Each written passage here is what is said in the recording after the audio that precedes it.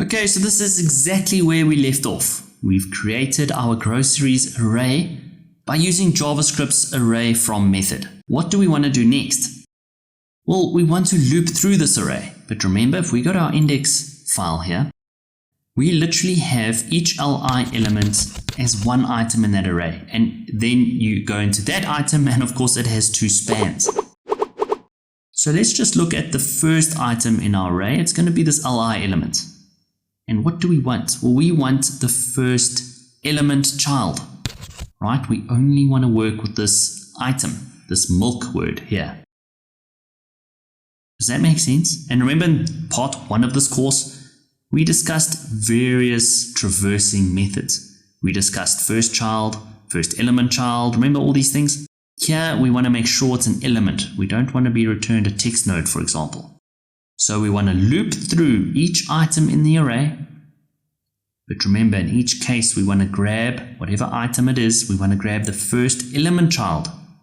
And we want that text content because we want to grab only those spans that have the actual text we're wanting to compare.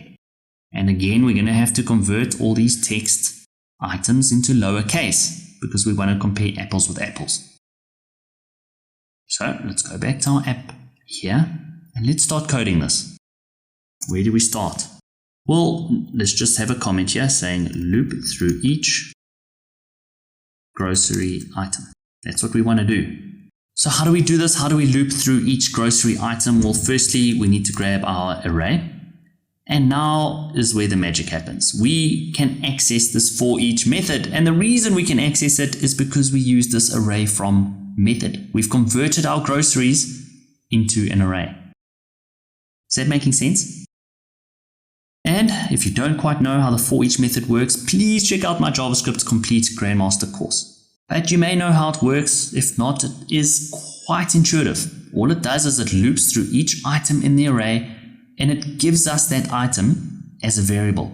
And we can call it whatever we want. Let's just call our item grocery.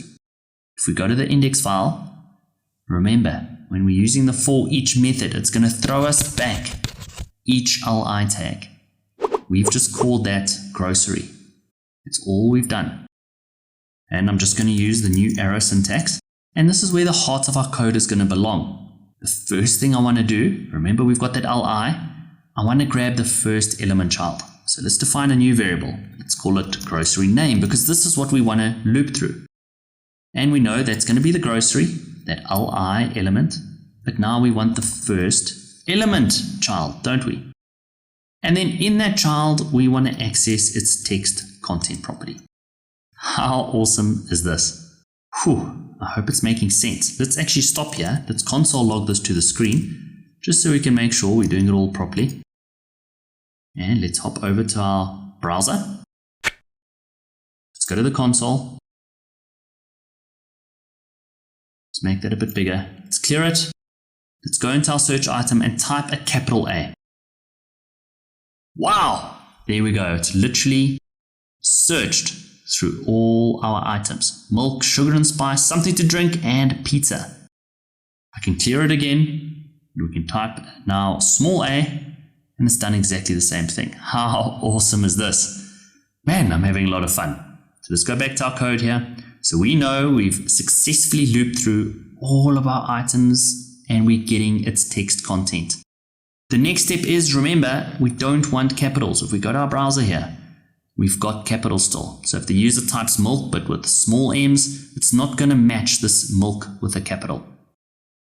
So how do we deal with that? Well, you already know this. We know that each grocery name is of type string. And because of that, we can access JavaScript's toLowercase method. So what we want to do now is we want to convert all of our text into lowercase. And we do that by accessing our grocery name. Well, actually, let's create a new variable. Let's call it grocery name lower. And that is our grocery name. And we can access JavaScript's toLowercase method.